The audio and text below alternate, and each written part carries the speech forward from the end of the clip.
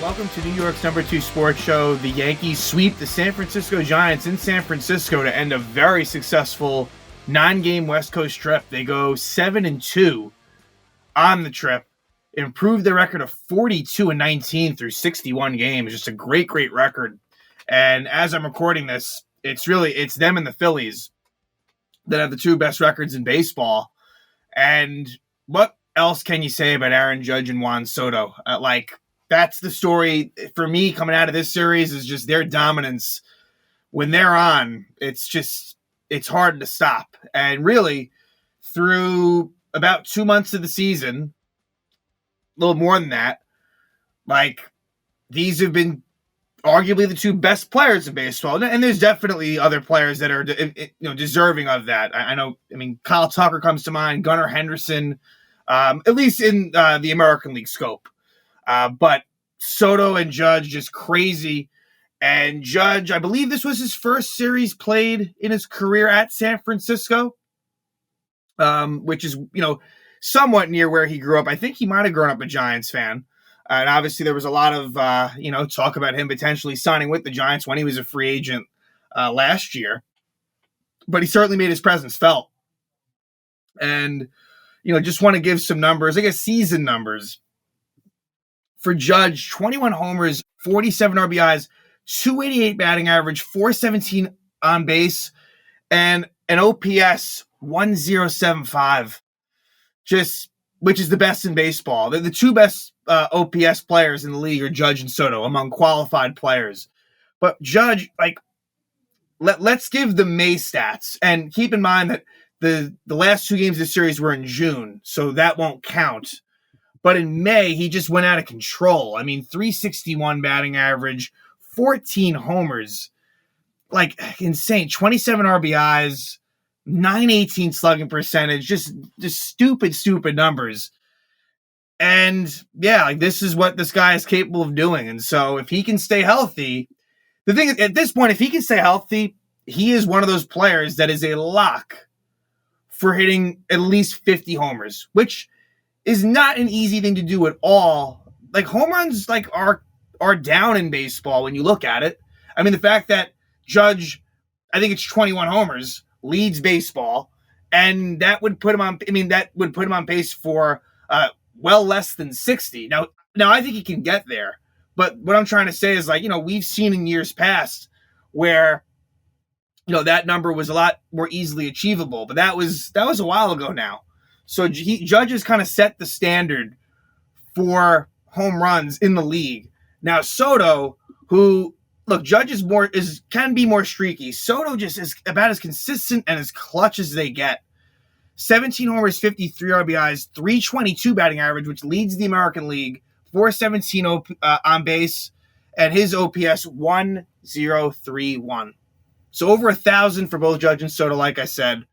But just, there isn't a player I'd want up there in a big spot than Juan Soto. So not only is he just great in general, but in the biggest moments, he delivers. And, he hits a humongous 2-run homer in the 9th inning off of Camelo Duvall, the Giants closer. So, yeah, just really good stuff for him, for the Yankees.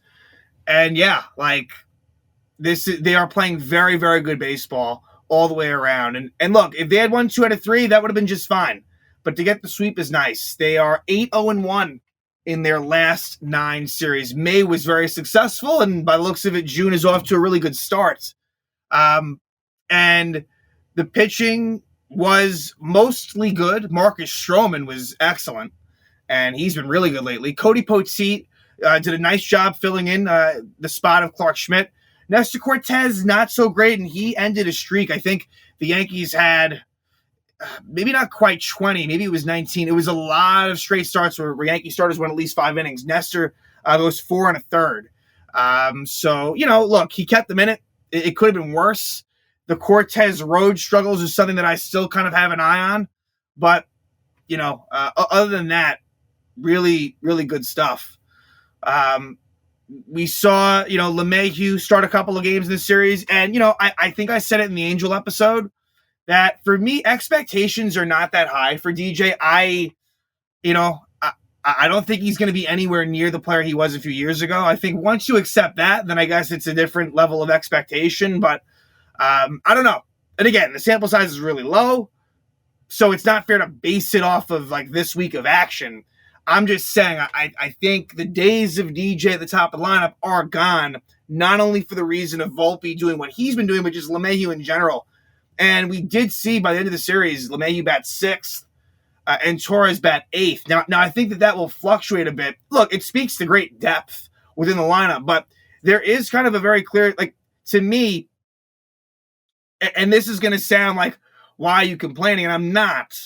But there is a clear dividing line. After the Verdugo and Stanton part of the lineup, to me, like, you can kind of, if you're a pitcher, you can start to navigate a little bit when it gets to the LeMahieu's, the Rizzos, the Torreses. But again, for them to bat where they are, 6, 7, 8, sometimes 9, that's pretty good as far as depth within the lineup. And again, you're getting good production out of the catcher position, whether it's, more so Trevino than Wells. But again, I do feel as if Wells has been a bit unlucky at times. But yeah, let's talk about that first game. Marcus Stroman, he improves to 5-2. Again, he goes 7 1/3 innings, 6 hits, 2 runs, 2 walks, 2 strikeouts. So the strikeout totals for Stroman, they're not always going to be very high. And that's okay. And in fact, like, expect them not to be. He only has 55 strikeouts in just shy of 70 innings this season. But yet the numbers are 2.73 ERA is very, very good. And that whip is moving down as well. It's at 1.23. So again, for Stroman, the whip is always going to be higher than the ERA. He does a very good job of getting double plays, getting out of innings. It's been a strong suit for him in his entire career. But Stroman did really well. Now for the Giants, it was Jordan Hicks on the mound. And for him, unfortunately, he makes a couple of really key mistakes to Aaron Judge that costs him. Other than that, he wasn't so bad. He goes 5 1/3, 7 hits, 4 runs, no walks, 4 strikeouts, but Judge got the best of them. So let's see. Yankee lineup. This one did not feature LeMahieu or Stanton, so therefore Oswaldo Cabrera played third base and Trent Grisham was in center. So again, the numbers for Trent Grisham are very ugly, but like it's this is the formula where every 5-6 games it'll be Grisham in, Stanton out, Judge to DH. And look, it's working, but yeah, for Grisham, the numbers are very ugly. He has a batting average of 0.51 with an OPS of 341. But again, it's really not a huge concern because of how well the Yankees are playing. But I feel bad for Oswaldo. The numbers for him are definitely decreasing, but I still think he's a useful player. But I think with sporadic playing time, it might be it's going to be tough for him to bring those numbers up. But anyway, we go to the second inning, and now there's a Patrick Bailey single in the second that probably was a play that Glaber could have made but didn't. So Torres, his fielding, again, it's always a bit suspect. But again, it was ruled a single. Ultimately, Jorge Soler gets a sac fly that scores Matt Chapman and gives the San Francisco Giants 1-0 lead. But right after that, third inning, the Yankees respond with a 3-run homer by Aaron Judge. So that top of the lineup getting it done. Volpe single, and so Volpe not really skipping a beat, even though that hitting streak ended, he's able to continue it going. But Volpe single, Soto single, and Judge 3-run homer, his 19th homer of the season. And I should also mention that Alex Verdugo actually had an 11-game hit streak snapped in this game. Very under the radar, obviously, with the fact that Volpe had his hitting streak. It's natural that you wouldn't talk about Verdugo's, but it just goes to show I like the production. Verdugo was a really, really big acquisition. And I know there were some people that were kind of unsure about it, but I like the move. I know he was on the Red Sox for a while, and he was someone that kind of at times tormented the Yankees, especially in big spots. But anyway, Aaron Judge, a 3-run homer, gives the Yankees a 3-1 lead. So Stroman, is really in cruise control at this point. Then the Yankees score more in the 6th. Judge homers again. 20th homer of the season. Just crazy what he's doing. And, of course, he goes back home, to the Bay Area and does work in San Francisco. Like he wouldn't have it any other way. Taylor Rogers, the lefty, comes on for Jordan Hicks, and Anthony Rizzo with one out, one on, gets a double. That was his first extra base hit in a long, long time. I don't love what we've seen from Anthony Rizzo. However, this was a pretty good game for him, and give him credit for good hustle, because actually, with second and third, one out, and Austin Wells up at the plate, Taylor Rogers throws a pitch, and it's a pass ball by Patrick Bailey, which not only scores Glaber, but scores Rizzo. So I think Rogers kind of fumbled. Like, I think Rogers had an error on this as well. So kind of a weird play, which scores 2 runs, gives the Yankees a 6-1 lead. We go to the 6th, and in the 6th, an RBI double by Mike Yastrzemski. Verdugo had a little bit of trouble with this in left field, to be fair, but Yastrzemski gets that RBI double, makes it 6-2. We go to the bottom. We go to the 8th, and Stroman ends up going 7 1/3 innings of great work. And then Luke Weaver comes on. He gets the final 5 outs. And so Luke Weaver, he's provided some good length, like multi-inning type stuff. He gets 5 outs here to finish off the win. He only allows 1 hit, no runs, no walks, 1 strikeout. And yeah, good win for the Yanks. They win 6-2 thanks to the 2 homers by Judge and the great pitching by Marcus Stroman. So let's move it to game 2. And game 2 would be where Cody Poteet would make the start. And he had made a start earlier in Cleveland, and it was a pretty good start for Poteet then. This one, not bad.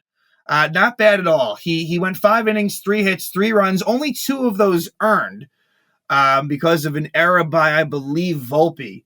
2 earned, 1 walk, 6 strikeouts, and allowed a homer.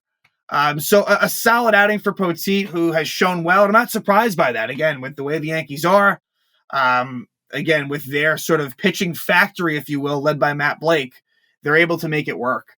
So this Yankee lineup has Stanton back in, LeMahieu back in, and more of your traditional lineup versus a righty with Verdugo batting cleanup, and so on and so forth. So this one, the Yankees take the lead, and they get a lot of first-inning homers. It's got to lead baseball by a lot, and it's an Aaron Judge 2-run homer, 21st homer of the season, 3rd homer in the series, and it was after a Soto single off of really a Giants ace, Logan Webb. So Logan Webb, he goes 7 innings, 7 hits, 4 runs, 1 walk, 6 strikeouts. So not a terrible outing for Webb, but not great. And he had been really good going into this one. So let's go to the 3rd inning. Yankees score a couple more runs. Leadoff single LeMahieu, double by Volpe, a deep sac fly by Soto, which scores LeMahieu, gets Volpe over to 3rd after an intentional walk to Judge. It's an RBI single by Verdugo the other way. So just good stuff all the way around. Productive outs, just stringing some hits together, and the Yankees take a 4-0 lead there. Then we go to the 3rd, and really the one big mistake that Poteet makes is here. Leadoff walk to Trenton Brooks, which you don't want to do, and then Casey Schmidt, who had a really nice series, actually, a couple of games 2 and 3, hits his first homer of the season. 2-run homer makes it a 4-2 game. Then in the bottom of the 5th, the Giants inch just a little bit closer as Ramos gets a single, but unfortunately, Volpe is charged with a throwing error, which allows Ramos to go to 2nd, then eventually with 2 out. And so I guess it's interesting, I guess, that this was deemed... Yeah, I find it interesting that this was deemed an unearned run.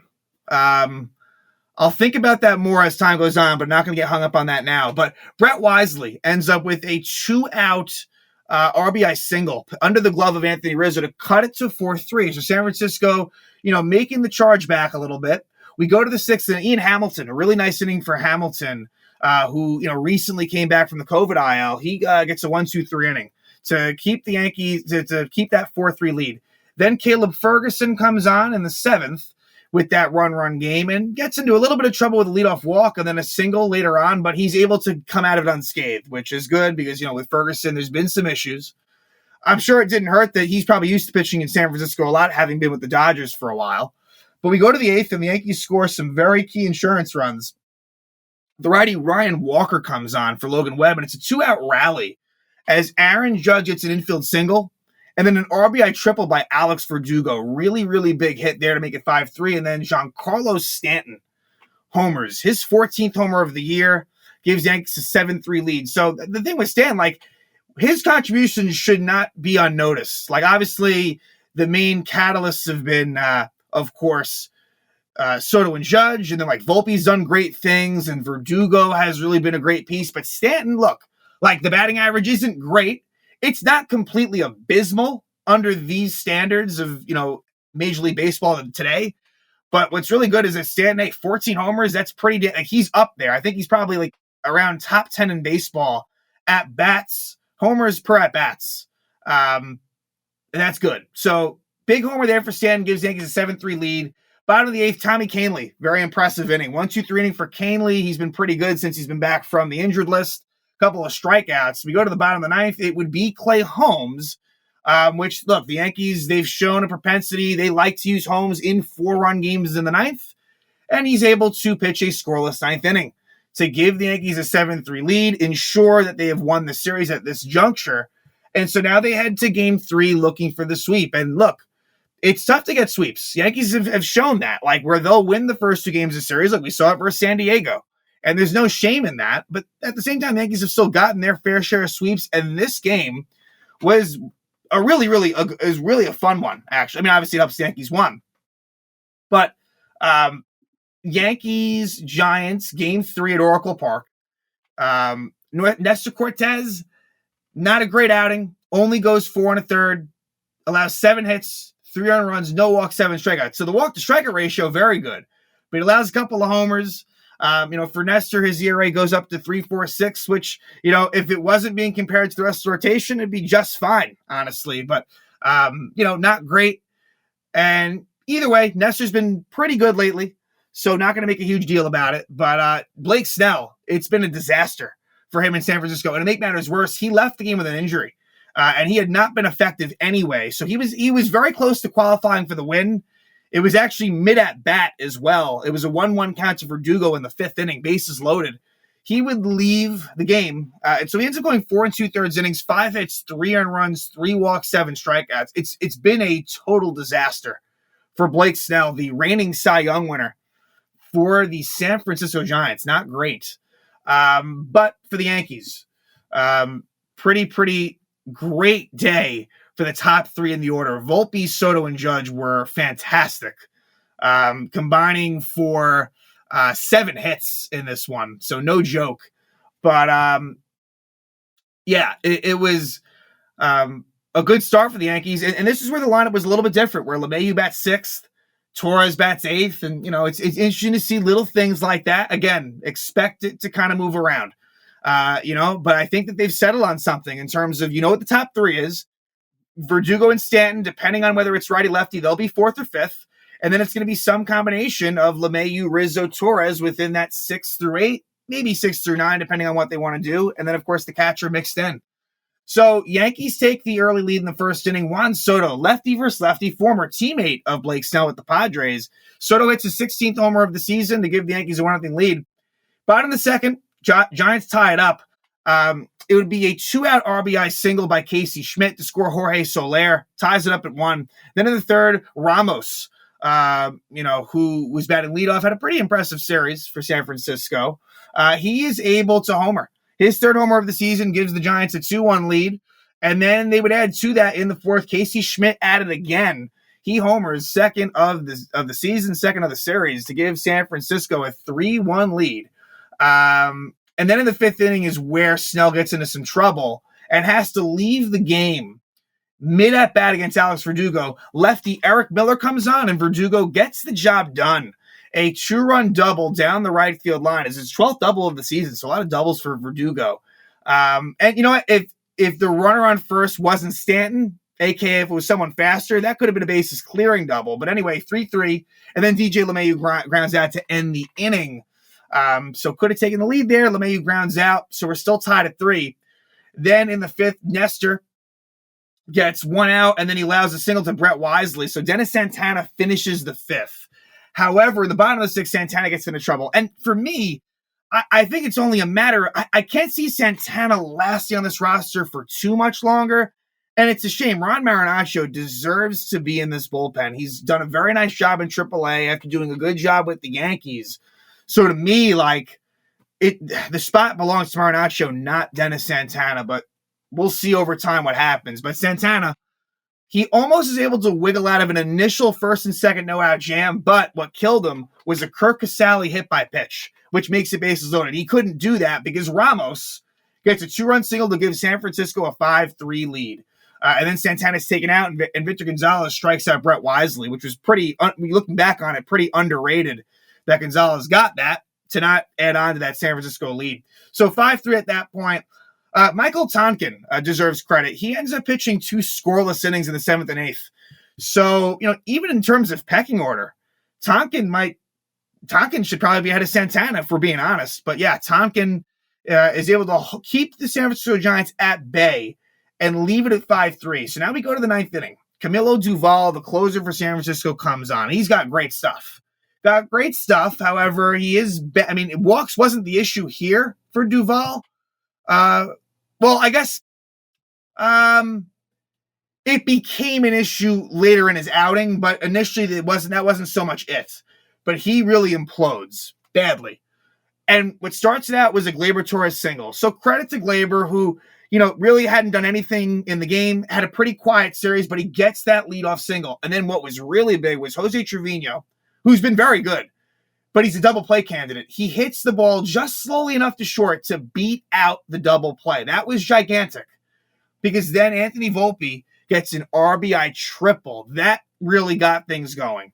So Volpe into right center field makes it 5-4, and it sets the stage for Juan Soto. Runner on third, 1 out, down 1. And what does Soto do? Hits an absolute mammoth bomb to right field. I guess the first inning home run was more of a bomb, but this one wasn't too bad either. And it gives the Yankees a 6-5 lead in the 9th inning. The guy is as clutch as they come. Really is. It's just been a pleasure to watch Juan Soto as a Yankee. And so they take a 6-5 lead. But they're able to add, which was important. Judge walks, and then he actually steals second. And that's been a great sign. Judge has been definitely going for steals, and it was a throwing error by Casale, so he goes to third. So runner on third, 1 out, and Giancarlo Stanton, very big insurance run. He gets a ground rule double. So Stanton, continuing to contribute. Are there going to be ugly at-bats, ugly games along the way? Yes, but I think what Stanton has given you is good enough, more than good enough. So that makes it 7-5 Yanks. So Jahmai Jones pinch runs for Stanton. Verdugo walks. And then with LeMahieu up, it's a wild pitch, which moves runners over to second and third with 1 out, but LeMahieu strikes out. So not a great job by DJ there. Was hoping to score again. Then they bring on lefty Taylor Rogers, who gets Anthony Rizzo to ground out. So, for Rizzo, just not great. Batting .240 with a .661 OPS. And what I noticed about Rizzo's numbers, he is not walking at all. That's a bit of a concern. That was one of his calling cards, was the ability to walk. He's not doing that. And so, yeah, for me, he's kind of on my shit list. Look, I'm a big Anthony Rizzo fan, but it's been tough. It really has been. And so the Yankees have a surplus of really great outfielders. And then, by extension, Stanton as well. But the infielders, minus Volpe, what are you going to get from the infield crew? And it's too bad because, you have Jason Dominguez, who's an outfielder, Spencer Jones is an outfielder. You wish that you could make some of these guys infielders if that were possible. We go to the 9th inning, and Clay Holmes comes on. And Clay Holmes, look, it's been a little bit shaky lately, although he had pitched the night before and was fine and was really good here in the 9th. Goes 1-2-3. So he gets his 17th save of the season, gives the Yankees a 7-5 win, an awesome way to finish off the road trip, getting that sweep for San Francisco and finishing 7-2 on the road trip. So now they'll face the Twins, and we know they have the Twins number. And for Minnesota, it's been a solid season for them. Lately, they've been pretty good too. They're 7-3 in their last 10. They're actually third in the division, as the Cleveland Guardians have been great. The Kansas City Royals have been really good, although they're cooling off just a bit. But the Twins have a 33-26 record, which is solid. I mean, that would put them right now as having one of those wild card spots. But we'll see what happens, as we know the Yankees have done well versus the Twins. And here are the pitching matchups for that series. The Yankees come home to the stadium. Bailey Ober versus Luis Gil. And for Luis Gil, he was traded from the Twins to the Yankees. So that's an interesting storyline there, as he has been one of the best starters in all of baseball. And so advantage Yankees in that matchup for sure. Game 2 will be a pitching matchup of Chris Paddock versus Carlos Rodon. That actually might be the same exact matchup as we saw in Minnesota, if memory serves me correct. And it worked out well for the Yankees. And again, that's advantage Yankees there too. And then the next one is, I guess, probably a rematch as well, because it wasn't that long ago, the series. Pablo Lopez, Marcus Stroman. And based on their numbers this year, advantage Stroman. But I will say, if there's any match of the three that I think could be the most challenging, it would probably be this one of Lopez versus Stroman. But yeah, and then it leads you into a very exciting series versus the Dodgers. That should be pretty fun. So hopefully the Yankees, and I don't think they would, hopefully there's no looking ahead. Although, look, to be fair, this is an interesting series because you're coming off of a long road trip that was successful. So could the Yankees kind of, and again, baseball is a different sport where than hockey or football, where it's, a lot of energy related, and it's not like that. But could they take their foot off the gas in this home series? Maybe, and it would be somewhat acceptable if they did so. But again, it doesn't really work like that. But something to look out for. But either way, like on paper, it's a series that they should win. Look, the Yankees are one of the best teams in the league. They should win most series that they have. But it'll be nice to see them come home. The Yankees have, I think, played probably the most road games of anyone in the league, it feels like. And if you look at their record, 18-8 at home, 24-11 on the road. So 35 road games they've already played compared to just 26 at home. That should serve them well, because as good as they are on the road, they are very good at Yankee Stadium. So anyway, 42-19 right now with a 3-game lead over the Orioles, just one on the loss side, and that's still going to be a great race, I think, to the finish. But that's the good thing too. Orioles are playing great baseball, and the Yankees just keep on winning and extending their lead over Baltimore, which is really good. So yeah, Yankees are able to get the job done. Aaron Judge, Juan Soto, what else can you say? Those two are just playing amazing baseball, and hopefully that continues through the summer. And now the Yankees will head home from that really successful 7-2 West Coast trip. They will take on the Minnesota Twins.